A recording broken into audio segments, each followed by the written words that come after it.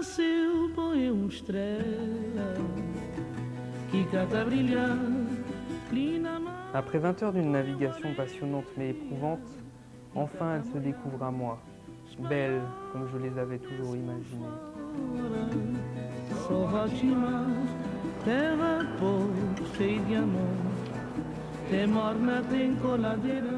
Je m'appelle Joe. Je suis étudiant sur le campus de Schœlcher. Quelque temps déjà que je sens que mon île devient trop petite face à ma soif de connaissances. Trop longtemps, mon appartenance à la France m'a fait fermer les yeux sur mon espace. Ignorer par exemple qu'au sud de l'arc antillais s'étendent des centaines de petites îles où le temps semble soudain se figer, les Grenadines.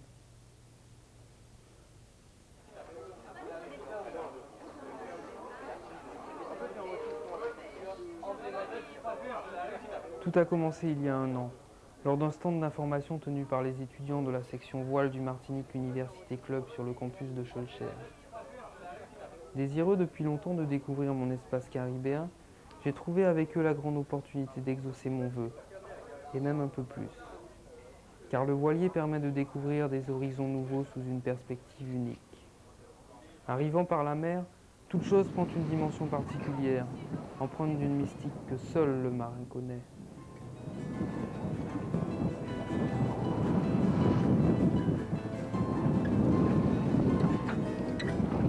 Lá nasceu, põe estrela que cata brilhar. Ali na mar, põe areia que cata moiar. Espanhol desse mundo fora, só Rotimar, terra pobre, cheia de amor.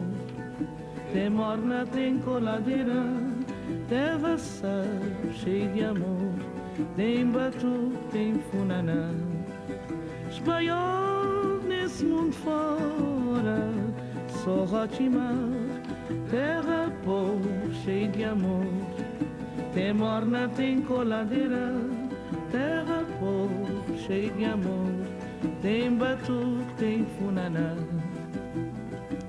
Oi, tanto saudade, saudade, saudade. Oi, tanto saudade, saudade sem fim. Oi, tanto saudade, saudade, saudade. Oi, tanto saudade, saudade sem fim.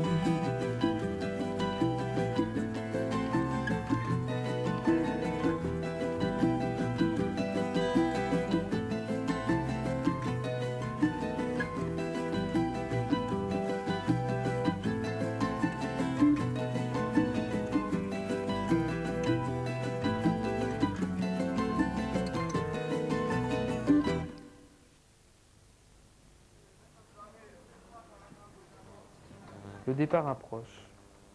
Et comme c'est toujours le cas quand il s'agit d'une telle expédition, se fait attendre, tant il y a à faire et à penser entre la répartition de l'avitaillement, l'inventaire respectif des bateaux et la préparation des navigations. Les formalités administratives traditionnelles furent rendues très agréables par la sympathie d'Isabelle, tout comme le briefing par le professionnalisme de Philippe. On n'a pas essayé le pilote. Il faut le brancher en bas. Ces conseils avisés nous seront une fois de plus fort utiles tout au long du voyage. C'est la bordure, quoi.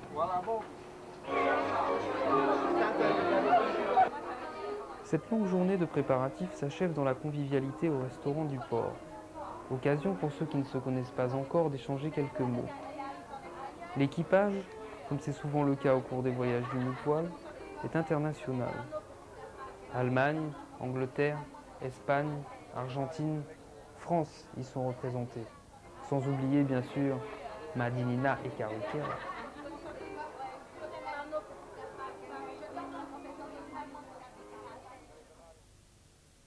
Après quelques heures d'un repos bien mérité, le premier des bateaux, Bombo, s'élance au lever du jour, suivi peu après des deux autres, Gam et Tiguayave. Le canal de Sainte-Lucie a toujours coutume de faire quelques victimes parmi les équipiers non amarinés. Heureusement, pour cette première navigation, la mer fut clémente et généreuse. Bah, il est bon pour la soupe, hein. Yes. La tête, hein. Un indicateur, ça peut être l'étoile. Tu vois, dès que ça faceille un peu, on essaye de retrouver l'axe.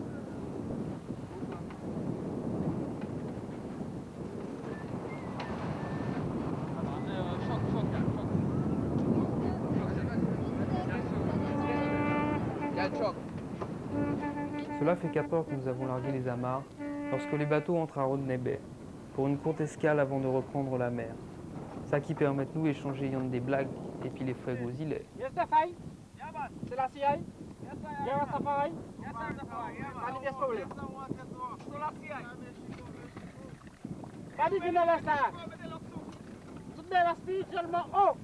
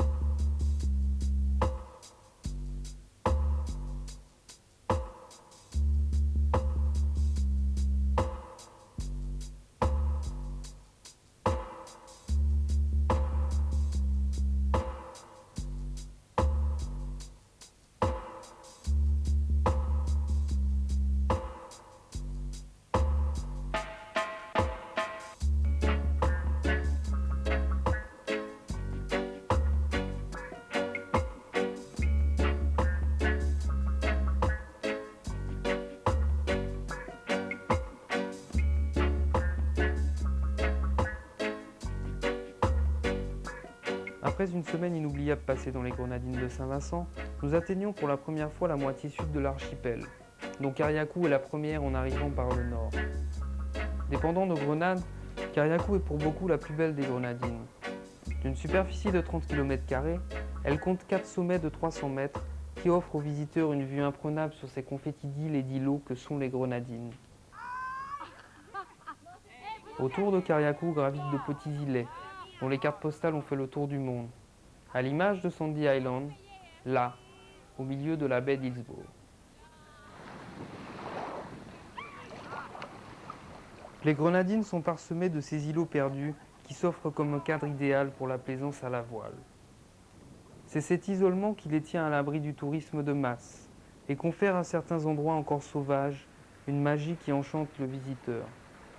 La limpidité des eaux, la richesse des fonds sous-marins, l'étendue des plages et la pureté de leur sable blanc, tout ici désigne les Grenadines comme l'une des destinations incontournables pour l'amoureux de la nature et de la Caraïbe.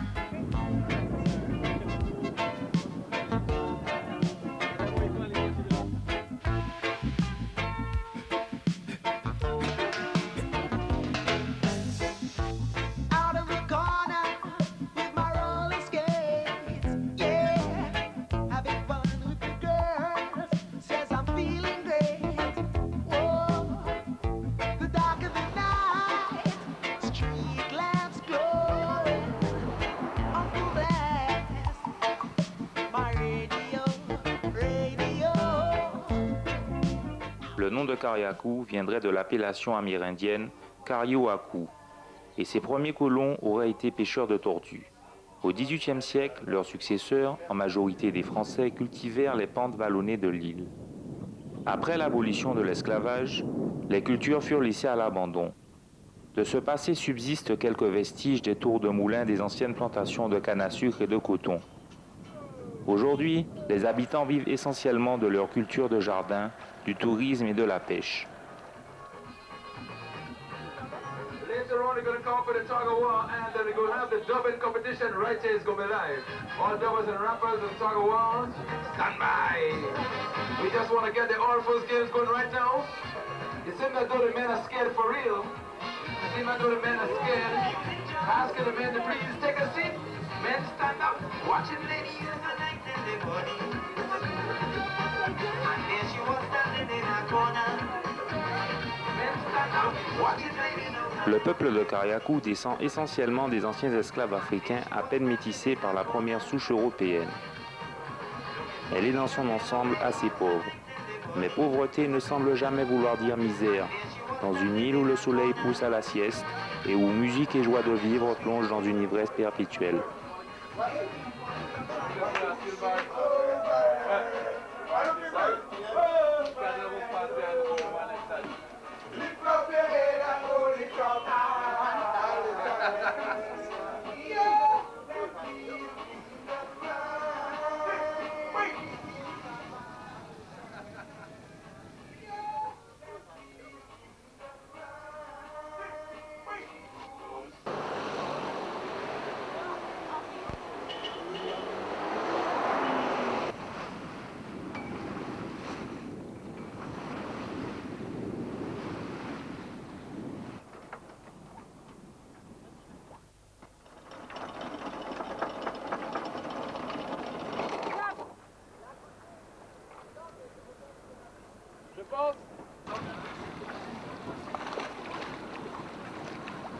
Avance. Avance.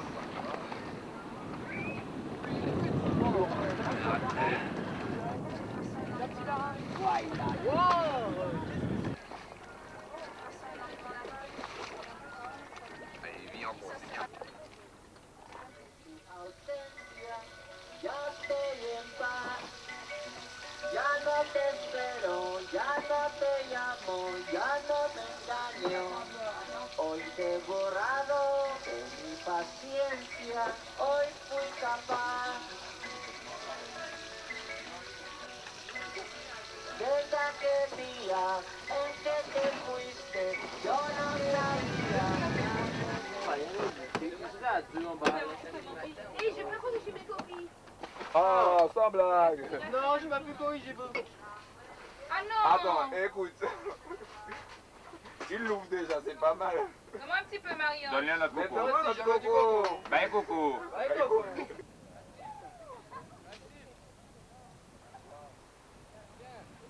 En plus, elles étaient encore à moi. Je l'ai eu en arrivant, d'accord. Là, il y a des poissons. Il y a des poissons. Après, tu les mets sur la grille. C'est dans la vraie.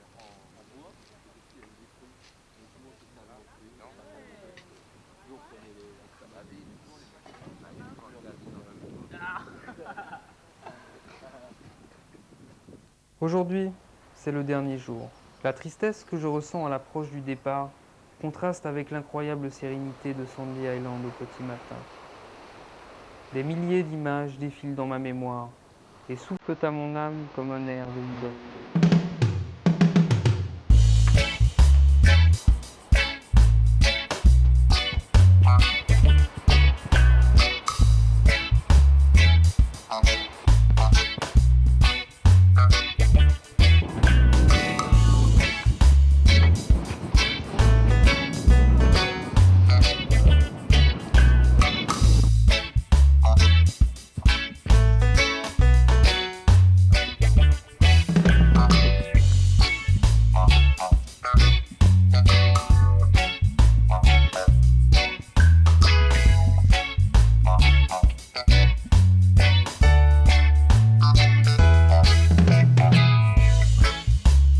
La fin du voyage approche, plus mon esprit a du mal à se détacher de ces visions éclatantes qui s'offrent à mon souvenir.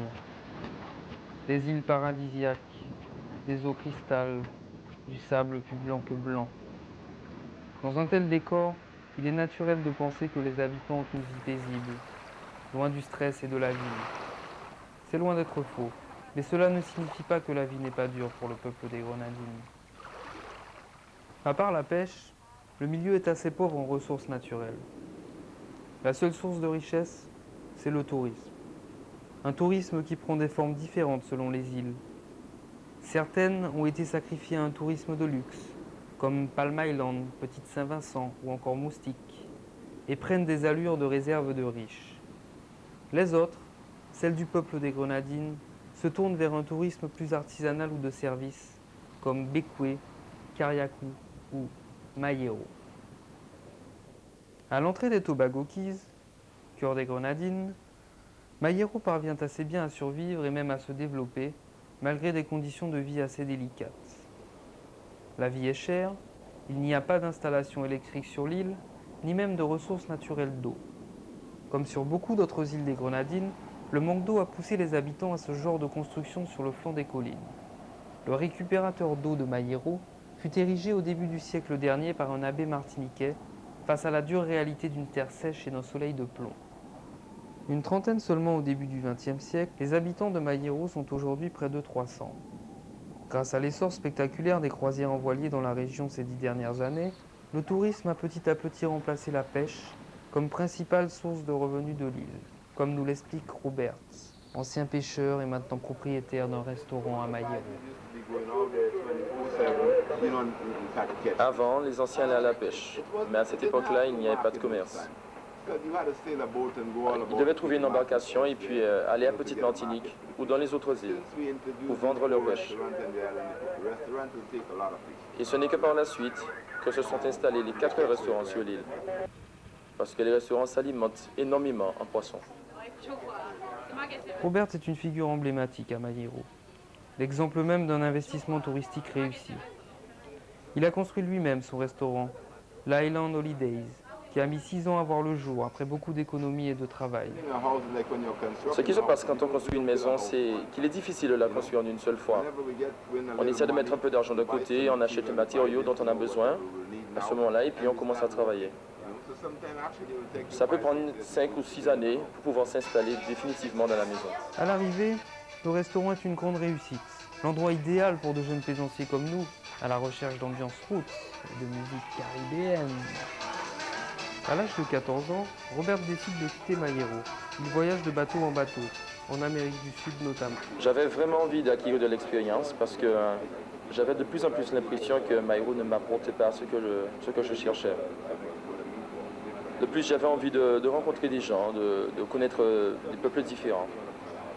Parce que rencontrer des gens, c'est quelque chose qui me tient vraiment à cœur. Je suis charpentier de profession, mais j'ai fini par abandonner ce métier pour la bonne raison que j'aime les gens.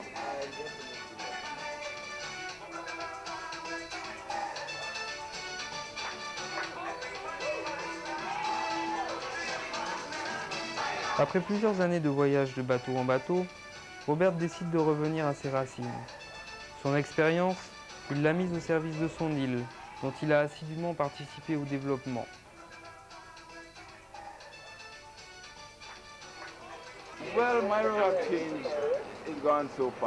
Mayero a changé à un tel point que vous ne le croirez pas. En fait, c'est moi qui ai introduit l'éclairage électrique sur l'île. J'ai commencé avec des batteries de voiture et des ampoules de 12 volts. J'ai ensuite branché un petit tourne-disque et je me suis mis à jouer de la musique.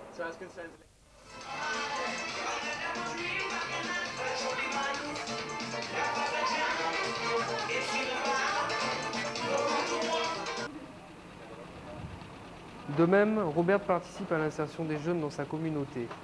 Il a 5 employés dans son restaurant, qu'il appelle The Youth.